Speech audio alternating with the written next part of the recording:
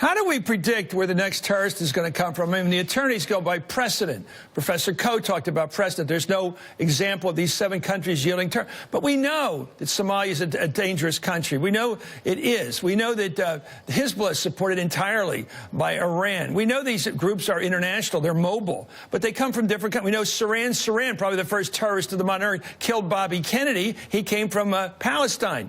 So he was Palestinian or for Jordanian at the time. So my question is, how do you know? How do you know which country is going to hit us next? Everything. You use every tool you can for the vetting process. To figure out which isn't it the president's essential call? If this were Barack Obama, wouldn't you trust him to decide where our threats were coming from? If it were Obama? But Barack Obama did upgrade the vetting process, and we have done a number of things with visas in Congress. But he focused on the travel dangers of those 7 countries particularly. He focused on those 7 countries. And the administration and the Congress have worked on this now to change our vetting process, acknowledging that there's a lot of really dangerous people out there that want to do us harm.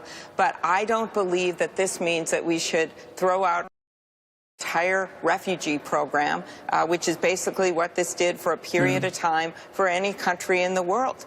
I don't believe that this was the right way to go. Instead of working with people to see what changes the president wanted to make, instead they put in this complete ban, and they caused chaos throughout the world. And it's no surprise to me that they are now looking at trying to change it and saying, well, it doesn't interpret it to do this. We're going to use this exception for that.